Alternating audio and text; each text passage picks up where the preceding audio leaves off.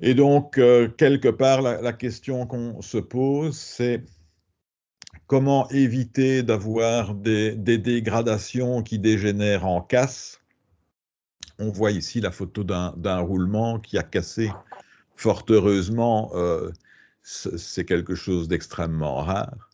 On sait que le roulement va se détériorer tout d'abord par la dégradation de l'état de surface de ces différentes bagues. Et donc la question qui se pose, c'est pour éviter d'en arriver là, comment peut-on, à l'aide de mesures, s'assurer de l'état de santé d'une machine? Alors on parle en Belgique souvent de... Ah bonjour Sylviane. Donc en Belgique on parle de condition monitoring. Donc c'est ce qu'on trouve le plus souvent dans les secteurs industriels. Et dans certains secteurs, on parle de health monitoring, donc le suivi de la santé. Donc ceux qui sont dans le secteur aéronautique ou spatial vont davantage parler de health monitoring par rapport à condition monitoring. Condition monitoring, le condition, c'est un peu la traduction en anglais du mot condition en français, au sens la condition physique. Hein, donc c'est bien l'état de santé dont on parle et on peut effectivement faire souvent le parallèle entre les machines et le corps humain. Donc vous savez qu'il y a deux grandes catégories d'intervention de maintenance, la maintenance corrective et la maintenance préventive. Donc la maintenance corrective, elle survient lorsque l'avarie, la panne, la défaillance se produit. Et donc, comme on l'indique ici, c'est un extrait d'une norme internationale, une euronorme. La maintenance corrective, elle est généralement réalisée dans les délais les plus brefs, hein, immédiates, sans délai. Dans certains cas, si c'est une défaillance qui ne porte pas de conséquences sur une production, on peut évidemment la replanifier et la différer. Hein, c'est ce que l'on voit dans le tableau avec Differt. Mais on va surtout essayer d'éviter la maintenance corrective dont on sait qu'elle a un coût supérieure à la maintenance préventive parce que pour la réaliser, il faut souvent interrompre la production et on va donc s'exposer au manque à gagner induit par la perte de production. C'est ce qu'on appelle le coût indirect de maintenance qui est largement supérieur au coût direct de la maintenance. Le coût direct de la maintenance, c'est les pièces et la main-d'œuvre. Donc on va essayer de se focaliser sur la maintenance préventive. Oui, une question? Oui, je ne vois pas de PowerPoint en fait. Vous ne voyez pas le PowerPoint? Si, tu dois cliquer sur la présentation. Normalement, quand tu cliques sur le nom de Monsieur Pierre de Ombreux, tu vas avoir le PowerPoint apparaître. J'ai eu la blague hier. Ah, je pensais que c'était automatique. Donc vous faites bien de le dire, parce que pour moi... Ça va? Non, pas encore.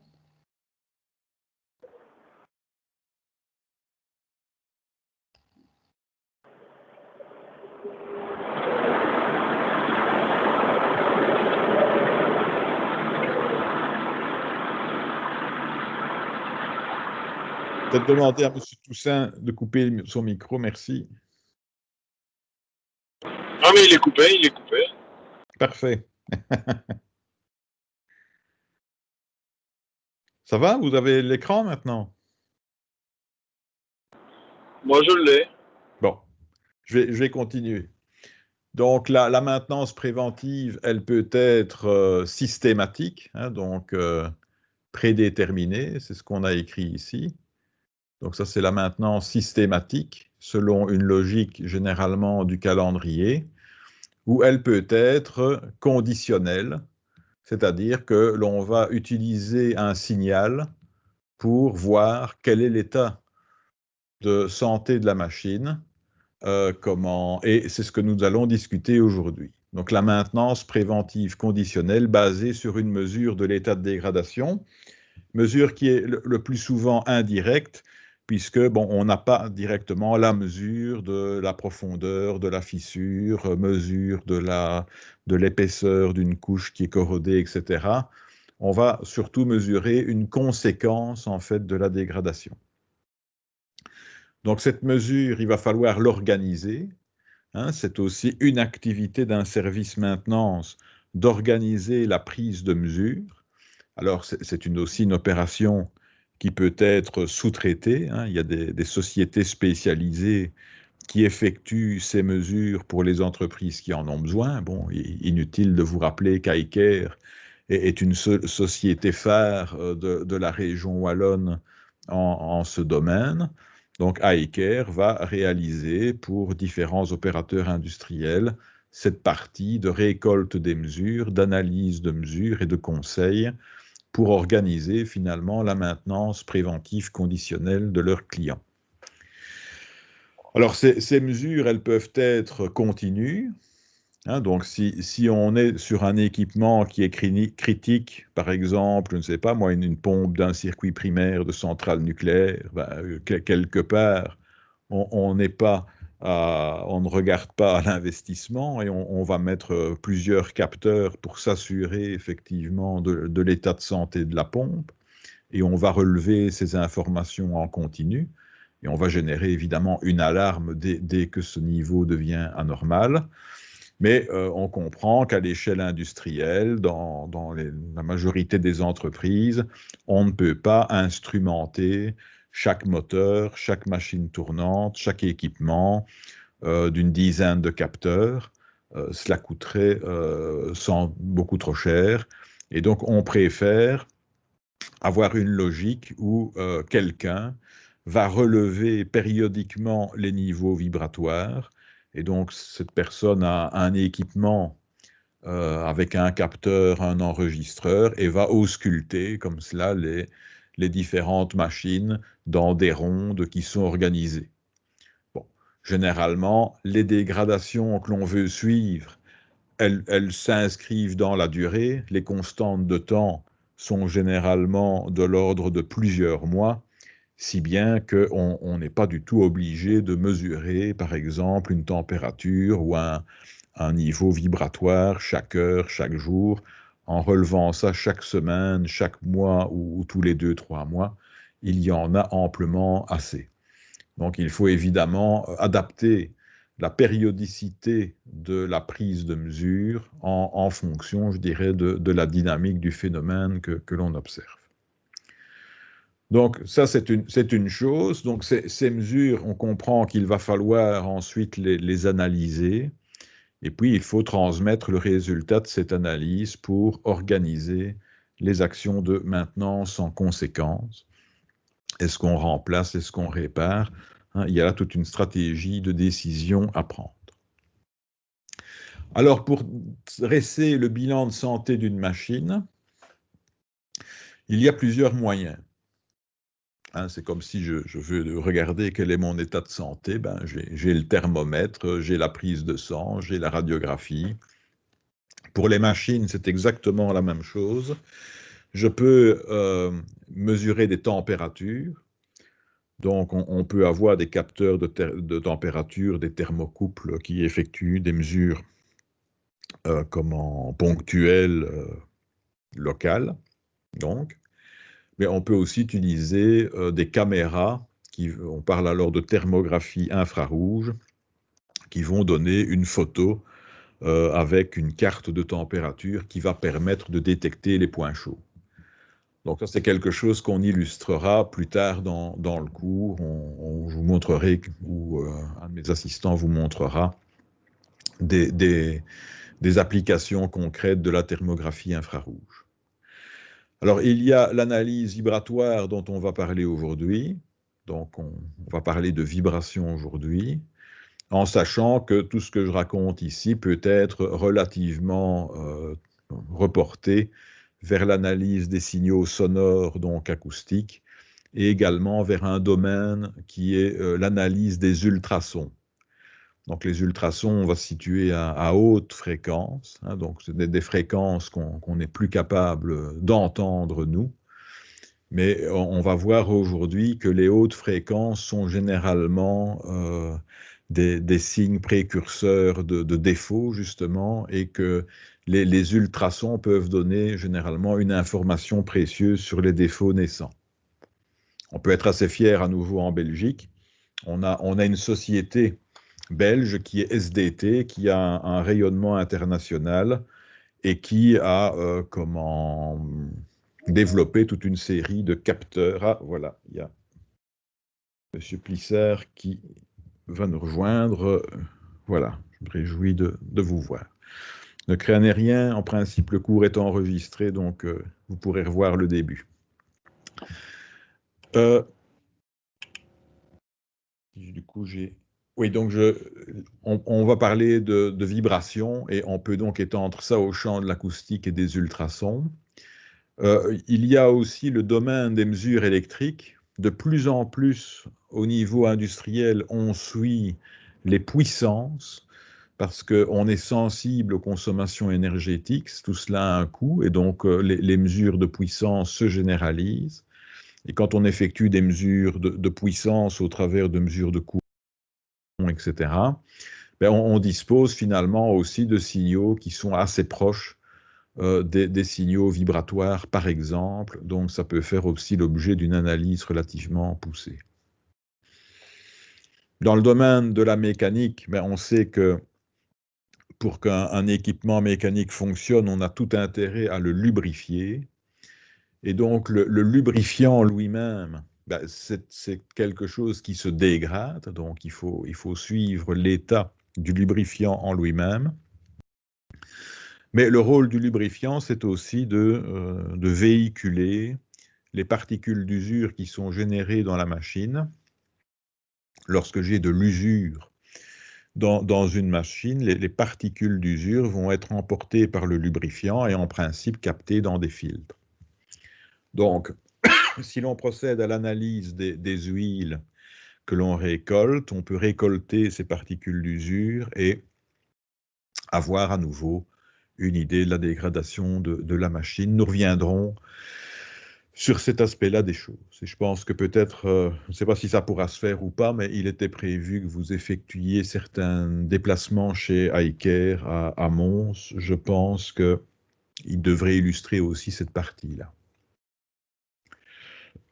Ensuite, il y a ce qu'on appelle le CND, donc pour le contrôle non destructif. Donc là, ce sont des techniques particulières, les rayons X par exemple, ou le ressuage, où on va tester l'intégrité de certaines pièces au fil du temps pour s'assurer qu'elles ne sont pas fissurées par exemple. Donc c'est ce qu'on appelle le contrôle. Oui. Les analyses acoustiques, ultrasons ou même les signaux électriques, on peut associer ça aussi au contrôle, à des contrôles non destructifs, non? Oui, exemple, tout à les signaux fait. électriques, les courants de Foucault, des choses comme ça, ça peut... Vous avez raison de le dire, mais généralement, bon, quand on parle de CND, on fait plutôt référence, je dirais, aux vérifications d'intégrité structurelle, donc l'absence de fissures, et on pense plutôt au domaine des rayons X, on pense plutôt au domaine du ressuage, où on teste quelque part l'étanchéité des pièces. Mais tout ce que je viens de décrire en termes d'analyse de signaux est effectivement non destructif par nature. Généralement, donc, la thermographie, l'analyse vibratoire, les signaux électriques, l'analyse des lubrifiants, ce sont des choses que l'on peut réaliser alors que l'équipement est en fonctionnement. Pour le contrôle non destructif, généralement, c'est une démarche en laboratoire où on emmène l'élément à contrôler en laboratoire et donc forcément, cet élément est extrait de la mise en service. Donc, on établit plutôt la distinction, bon, elle est un peu formelle à ce niveau-là. On essaie d'ailleurs de s'en passer autant que possible.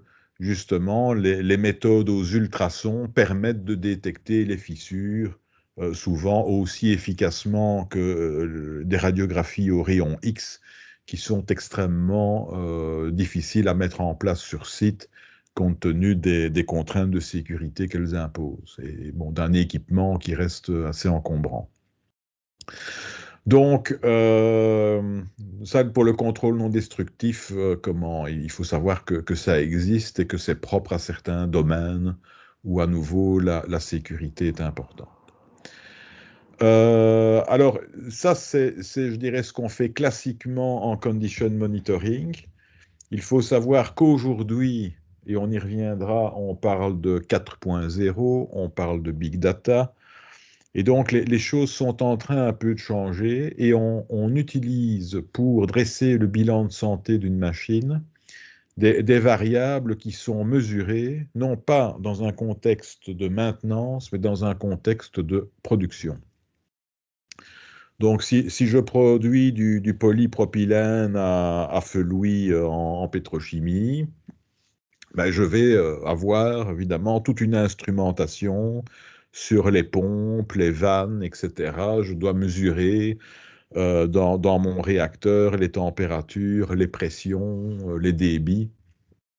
Et donc, tout ça, ce qu'on appelle, c'est le contrôle du process. Hein. Donc, on a une salle du contrôle où on suit ces variables de débit, pression, température, non pas au départ à des fins de maintenance, mais simplement pour s'assurer que le processus se déroule comme prévu et on peut adapter effectivement les paramètres de contrôle pour que le processus s'effectue correctement. Alors, on conçoit bien que les débits, pression, température peuvent varier et vont être également influencés par l'état des équipements, d'où l'idée d'utiliser ces variables qui, au départ, sont utilisées pour le pilotage du processus à des fins de maintenance. Si on voit une dérive en température, ben, je veux dire que c'est sans doute le signe, par exemple, qu'on a un défaut qui apparaît quelque part. Si le cycle pression-température ne suit pas exactement ce qu'un modèle thermodynamique ou énergétique peut prédire, c'est qu'il y a peut-être une perte quelque part et qu'il y a lieu de se poser des questions. Donc ça, ce sont des choses qui commencent à être utilisées. Donc on élargit le champ des variables utilisées en condition monitoring. C'est un peu la même chose si dans l'industrie manufacturière, où on produit par lot, comment on peut faire des bilans de pièces produites au terme d'une journée, du taux de qualité, comment le taux de rebut, les temps de cycle. Ben, ça peut donner effectivement aussi des indications sur la dégradation des équipements de production. Donc ce sont des données que l'on peut aussi utiliser pour piloter la maintenance. Et parmi ces données, celles que l'on récolte en bout de ligne de production par ce qu'on appelle le contrôle de qualité ou le contrôle de conformité. Donc là, vous aurez aussi d'informations spécifiques dans la suite du cours sur les liens qu'il y a entre qualité et fiabilité. Donc ces données qualité peuvent être aussi indicatrices, évidemment, d'une dégradation de l'équipement de production. Si on voit que les produits ne sont plus conformes aux spécifications, c'est peut-être que l'outil a été usé ou qu'il y a un problème quelque part. Donc ça, le traitement de toutes ces données, c'est ce qui génère ce qu'on appelle le big data. Et les entreprises qui s'inscrivent dans la mouvance 4.0 essaient de mettre en place des algorithmes d'analyse de données beaucoup plus larges qui vont intégrer toutes ces données et essayer de trouver les relations de cause à effet entre les évolutions anormales de ces données et des avaries qui auront été constatées. Donc vous entrez en plein dedans, donc le monde de la maintenance et de la production est en train d'évoluer très fortement avec ces technologies 4.0. Alors, dans tout ceci, évidemment, je ne peux pas vous parler de tout, mais on va insister sur l'aspect vibration. Pourquoi? Parce que les vibrations, tout d'abord, on a des capteurs qui permettent d'effectuer une mesure locale dans une direction. Donc, on a une information, je dirais, qui est relativement précise en termes de localisation. Donc, quand je vais mettre mon capteur au droit d'un roulement, quelque part, le signal que je vais relever, il est surtout généré par le roulement. Donc, je peux faire des mesures relativement ciblées. À l'heure actuelle, les capteurs de vibration ont évolué, ils sont peu encombrants, ils sont relativement économiques. Hein, donc on parle de quelques centaines d'euros. Alors bon, il y a toute une gamme de capteurs, on y reviendra. Selon la classe de précision que l'on veut, ça va. Mais ce sont des capteurs qui ne demandent pas beaucoup d'énergie. On commence même à avoir des capteurs qui sont presque auto-alimentés. C'est quelque part la vibration qui est censée leur fournir l'énergie. Et encore une fois, hein, il n'est pas nécessaire d'avoir une mesure en continu. Donc on peut, je dirais, réveiller le capteur au moment opportun pour qu'il relève la mesure. Hein. Alors, ce qui est intéressant avec l'analyse vibratoire, c'est que l'on va récolter un signal. Donc, on va parler aujourd'hui de traitement de signal. Et ce traitement de signal permet d'adresser les fonctions essentielles de l'activité analyse en maintenance. Donc, ce sont trois mots-clés que j'aime bien répéter. On peut tout d'abord être intéressé par une détection. Donc, le signal dépasse une valeur. Et donc, il y a quelque part une alerte ou une alarme qui est générée. Donc, on a, à partir du traitement de signal, un dépassement de seuil qui génère une action. L'analyse vibratoire va permettre, on le verra, d'effectuer un diagnostic. Donc, on a des moyens de traitement de signal qui permettent justement de dire, voilà, c'est un problème de roulement, c'est un problème de moteur électrique, c'est un problème de courroie. Donc, on va être capable, à partir du relevé de l'analyse vibratoire, de diagnostiquer la cause du problème. Et enfin, le pronostic, qui se souvient de ce que signifie le mot pronostic. Hein, le pronostic, c'est ce que l'on fait maintenant, c'est estimer la durée de vie résiduelle. Donc, c'est essayer de deviner combien de temps on peut encore fonctionner avant qu'on arrive finalement à la défaillance. Donc c'est aussi quelque chose d'assez nouveau dans les entreprises, c'est cette finalité de pronostic où on souhaite savoir combien de temps on peut encore fonctionner sans maintenance avant d'arriver à l'avarie. On conçoit que l'exercice est difficile quand on sait le nombre de possibilités de défaillance d'une machine, mais l'enjeu est celui du pronostic. Donc, c'est quelque chose, bon, l'analyse vibratoire qui a pratiquement 60 années de développement ou 50 années de développement, donc il y a eu beaucoup de recherches et c'est quelque chose qui est relativement au point, qui est abordable économiquement. Et une des difficultés qu'on connaissait encore il y a 20 ans, à savoir le stockage de toutes ces données de l'analyse vibratoire, là maintenant, bon, avec la réduction de coûts de stockage des données, hein, et la capacité de stockage est vraiment faramineuse. Hein, on vend des cartes SD qu'on peut mettre dans les appareils photo, dans les ordinateurs, et qui peuvent maintenant contenir plusieurs téraoctets. C'était tout simplement inimaginable il y a 20 ans. Hein, donc on a des capacités de stockage à distance, avec des niveaux de sécurité qui deviennent tout simplement faramineuses. Et donc, il y a aussi toute cette mouvance, on ne sait pas très bien où elle va nous emmener, du 4.0, de l'IoT. Donc, IoT, c'est une expression que vous connaissez? Non? IoT, ça signifie Internet of Things. Hein, donc, things, comment traduire ça en français? On peut dire ce sont les objets, et les objets, ils sont sur l'Internet, on parle d'objets connectés. Donc ça, c'est l'Internet of Things, les objets connectés, c'est-à-dire que on va de plus en plus intégrer des capteurs dans les machines, les composants même. Hein, donc maintenant, quand on achète un roulement à billes, ben, si on veut, on peut acheter un roulement à billes qui intègre lui-même son capteur. C'est rendu possible parce que on est arrivé à produire des capteurs de très faible dimension dans des coûts économiques très raisonnables, c'est ce qu'on appelle les capteurs MEMS, qui ne sont pas des capteurs de laboratoire, mais ce sont des capteurs qui coûtent à peine quelques euros et qui permettent déjà de délivrer un signal. Donc, si je prends un véhicule automobile, il commence à être rempli de capteurs MEMS un peu partout. Notamment, c'est un capteur MEMS au niveau du volant qui va détecter le choc et déclencher les airbags. Donc, chaque airbag a son propre capteur et on a maintenant une intégration de plus en plus poussée des capteurs dans les composants, dans les équipements. Ce qui fait qu'au final, on a toute une série de possibilités de données. Alors, bien sûr, le problème de l'analyse vibratoire, c'est que vous allez voir, ça n'est pas toujours aussi simple que le principe semble le dire, et donc il faut une certaine expertise.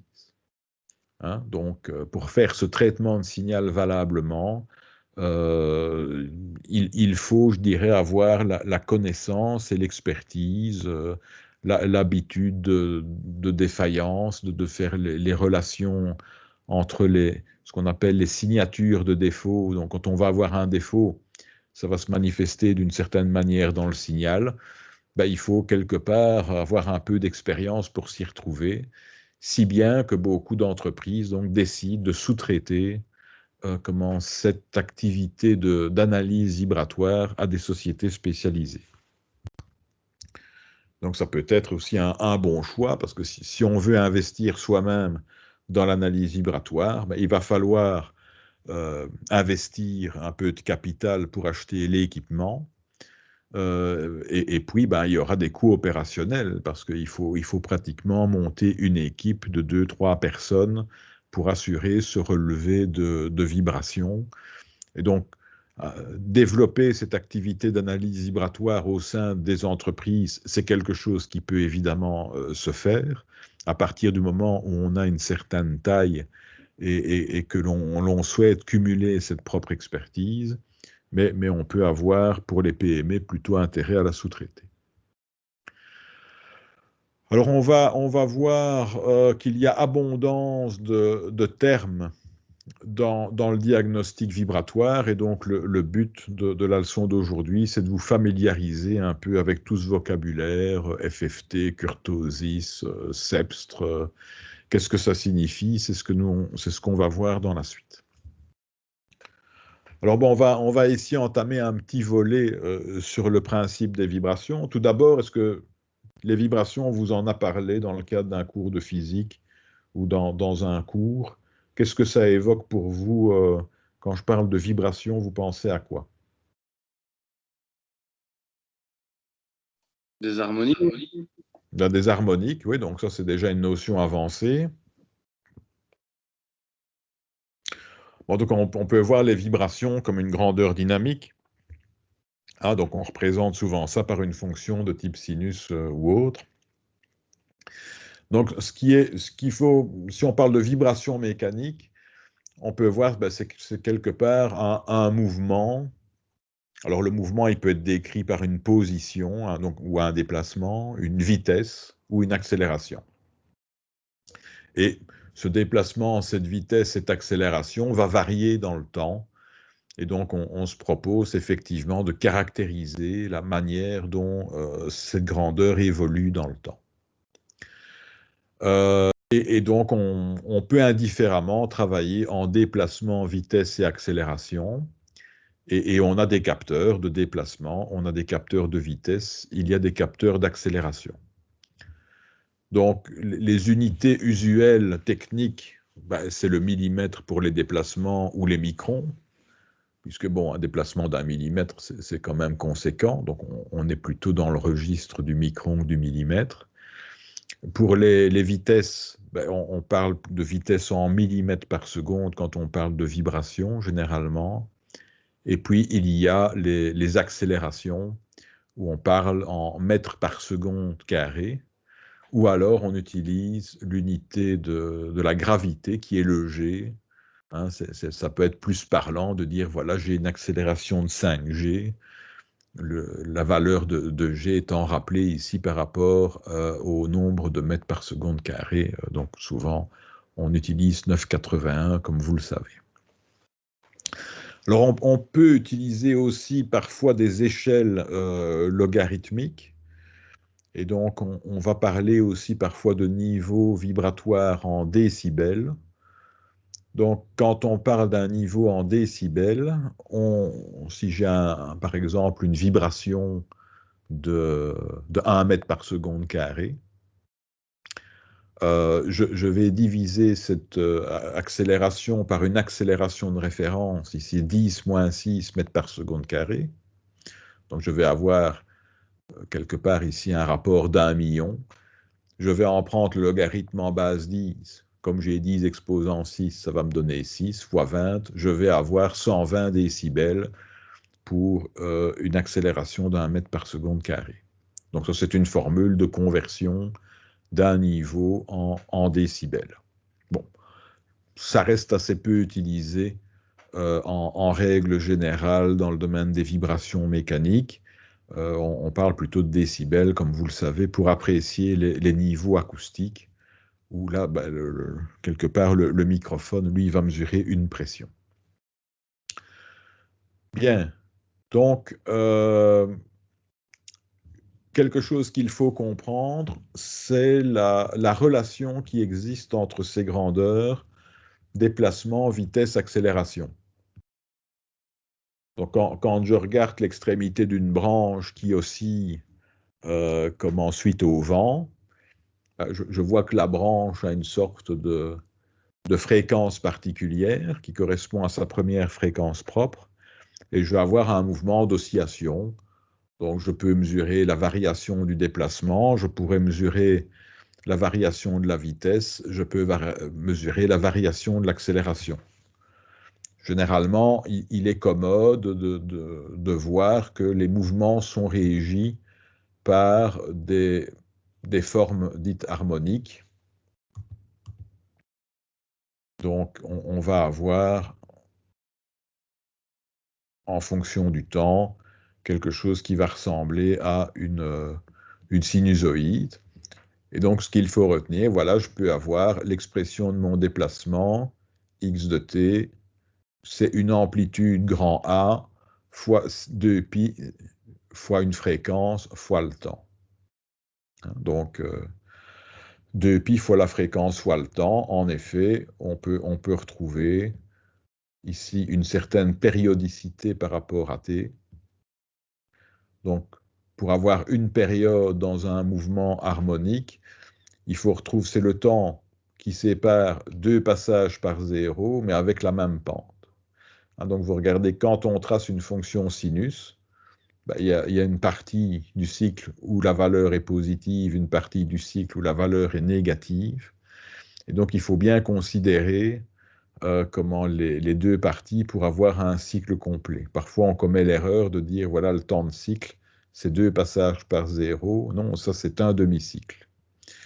De même qu'il faut comprendre que quand on parle d'amplitude, l'amplitude, c'est cette valeur-ci. C'est ici que je vais retrouver grand A. Entre la valeur maximale et la valeur minimale, j'ai 2 fois l'amplitude. Donc ça, c'est des choses assez élémentaires, mais dont il faut malgré tout se souvenir. Donc, quand j'ai un déplacement ici qu'on peut qualifier d'harmonique, c'est quelque chose qui peut, quelque part, se modéliser par une fonction harmonique, une fonction de type sinus. Bon, donc ça ne pose pas de problème. Et la relation, c'est 2π ft, la fréquence f, c'est l'inverse de la période grand T que je viens de définir. La période grand T, elle va se mesurer en secondes, et donc la fréquence va se mesurer en inverse de seconde, c'est-à-dire en hertz. Donc ça, ce sont des choses que vous avez dû voir, évidemment, dans le cours de physique. Ce qui est intéressant de voir, c'est comment est-ce que je peux passer du déplacement à la vitesse. Dérivé. Oui, dérivé. Donc si je dérive, la dérivée de la fonction sinus, c'est la fonction cosinus. Et je ne dois pas non plus oublier de dériver l'argument de la fonction sinus, donc je dois aussi dériver 2πft. Donc ce qui est important de voir, c'est que je vais multiplier l'amplitude du déplacement par 2π fois la fréquence, et je vais retrouver ensuite une fonction harmonique. Même chose si je repasse de la vitesse en accélération. Je vais à nouveau dériver la fonction cosinus. La dérivée de fonction cosinus, c'est moins sinus. Et je dois à nouveau dériver l'argument de la fonction cosinus. Donc, je vais avoir un 2πf en plus. Donc, l'accélération, c'est moins fois l'amplitude, fois 4π carré f carré fois sinus 2πft. Donc, vous voyez, si je connais la fréquence du phénomène et si je connais l'amplitude, je peux passer, évidemment, si je connais la vitesse, je peux recalculer la valeur du déplacement ou de l'accélération. J'ai le facteur 2πf qui va intervenir comme facteur de conversion.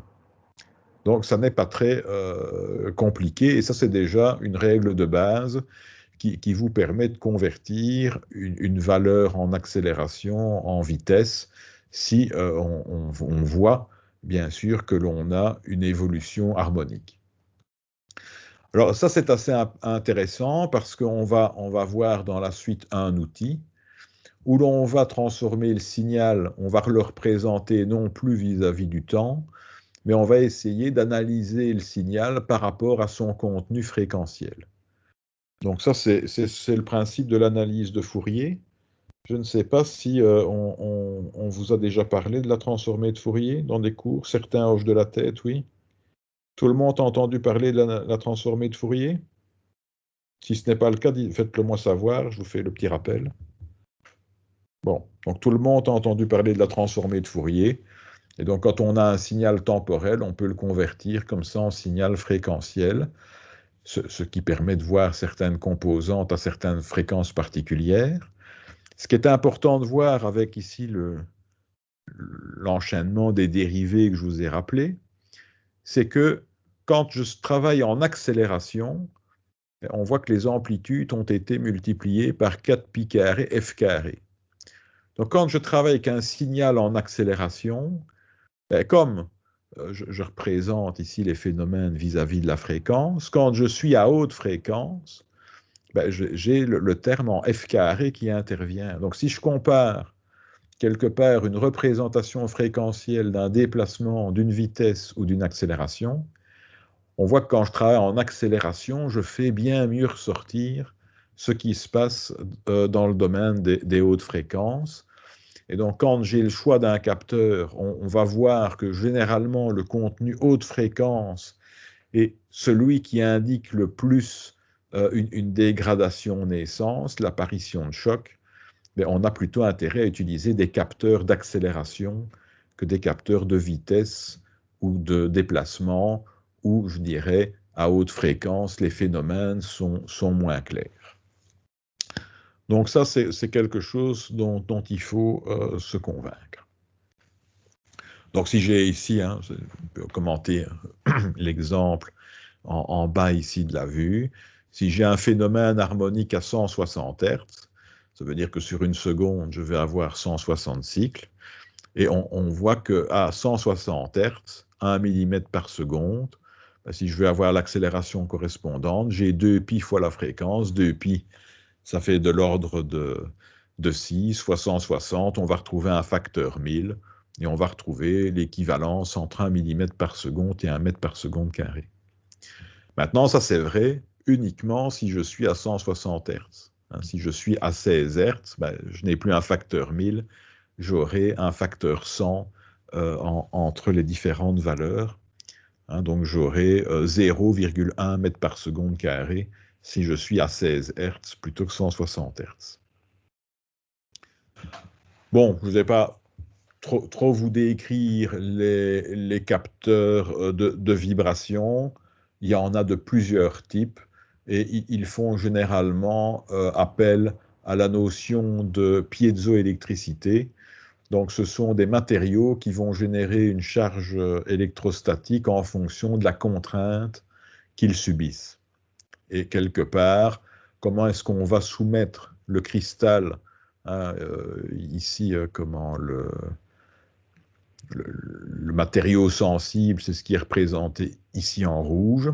C'est du quartz, non? C'est du quartz. Hein, donc, voilà, on a ici du quartz où on a des céramiques qui sont maintenant produites pour avoir ces propriétés de piézoélectricité. Donc, on va généralement avoir une charge, donc des picocoulombs, en fonction d'un niveau de contrainte que je vais... Voilà. Un niveau de contrainte que je note ici sigma. Hein, on a ici une charge électrique Q en picocoulomb et la contrainte sigma, ce sera des mégapascals. Donc, je dois soumettre le cristal sensible à une contrainte. Ben, j'ai ici une masse M. Hein, donc, c'est une masse inerte. Et le principe de physique que j'exploite, c'est la loi de Newton. F égale ma. Donc, si j'ai une accélération qui est dirigée ici dans la direction verticale, la masse va osciller et va imposer un effort F au quartz piézoélectrique qui va donc subir une contrainte et qui va générer finalement une charge électrique que je vais pouvoir convertir en tension. Donc ça, c'est le principe des capteurs piézoélectriques. Malheureusement, les capteurs piézoélectriques n'ont pas une aptitude pour mesurer les phénomènes basse fréquence. On utilise alors ce qu'on appelle des capteurs piézorésistifs qui sont basés sur la technologie des jauges de déformation, des jauges de contrainte, avec une propriété plutôt de piézorésistivité, une résistance électrique variable en fonction d'une déformation. Bon, il y a abondance de capteurs, ça ne pose généralement pas de problème. Ce qui est intéressant de savoir avec ces capteurs piézoélectriques, c'est que finalement, on peut les voir donc comme une certaine masse oscillante qui va quelque part introduire un effort au niveau du cristal piézoélectrique, donc du quartz, comme vous l'avez rappelé. Quand je regarde ceci, je retrouve un système masse-ressort, amortisseur. Donc ça, c'est quelque chose d'assez emblématique dans les cours de physique que vous avez. Quand on a une masse sur un ressort, qu'est-ce qui se passe? Il y a une fréquence propre. Donc ça, c'est quelque chose qui est à retenir. Hein, on va avoir ce que l'on note, la pulsation propre qu'on va noter oméga 0, qui vaut 2π fois la fréquence propre F0, donc elle est exprimée en Hertz, et ça, c'est la racine de la raideur divisée par la masse. Hein, donc ça, c'est quelque chose à retenir. La fréquence propre d'un oscillateur à 1 degré de liberté avec une masse et une raideur, elle est conditionnée, cette fréquence propre, par la racine carrée de la raideur divisée par la masse. Donc ça, c'est quand on a ce qu'on appelle un système discret, avec une masse et un ressort. Dans le monde réel, les choses sont un peu plus distribuées. Je vous parlais tout à l'heure de la branche d'un arbre qui oscillait. La branche d'un arbre, c'est un système continu. Quelque part, chaque morceau de branche, il a sa masse et il a aussi sa certaine rigidité. Il joue à la fois comme masse et comme raideur. On a ce qu'on appelle un système continu. Et donc un système continu, il y a plusieurs masses, plusieurs raideurs mises en série. Et donc on va avoir non pas une fréquence propre, mais une infinité de fréquences propres. Malgré tout, dans ces structures continues, le comportement dynamique est souvent dominé par la première fréquence propre. Quand je regarde la branche d'un arbre qui oscille dans le vent, elle oscille à sa première fréquence propre qui est caractéristique. Et si maintenant un oiseau vient se poser sur la branche, comment va évoluer la fréquence? Est-ce qu'elle va augmenter ou diminuer? Donc je vois la branche d'un arbre qui oscille à une fréquence, disons, d'1 Hertz. Hein, elle a un mouvement de va-et-vient. Ouais, ça dépend de s'il se dépose en phase ou pas en phase. Non, non, l'oiseau va se poser sur la branche, et donc l'oiseau va rester accroché à la branche. Est-ce que je vais avoir une fréquence qui va augmenter ou qui va diminuer ou qui va rester la même? La fréquence sera la même, non? C'est juste l'amplitude qui va changer. Pensez à la relation que je viens d'écrire ici et qui est vraiment une relation intéressante à retenir. Qu'est-ce qui change dans le système branche? Quand un oiseau vient se C'est la poser, masse qui va augmenter. il va augmenter la masse du système. La raideur, quelque part, de la branche n'a pas changé, hein, donc la flexibilité de la branche, elle reste quelque part identique, mais on augmente de la masse. Donc si j'augmente la masse d'un système, si je prends du poids, la fréquence propre va diminuer, la fréquence F0 va chuter. Donc je vais avoir une branche qui va osciller moins vite. J'ai une fréquence qui est plus faible. Donc on voit d'ailleurs, cela, ça peut être utilisé dans certaines applications. Si on a des dépôts sur certains composants, on peut voir comme ça une fréquence qui varie.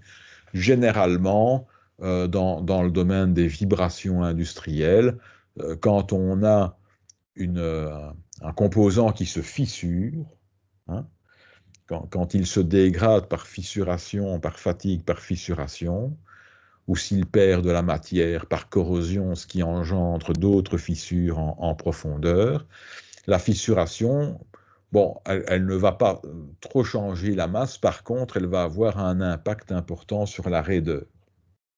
Un arbre qui est fissuré sera moins rigide qu'un arbre qui est sain.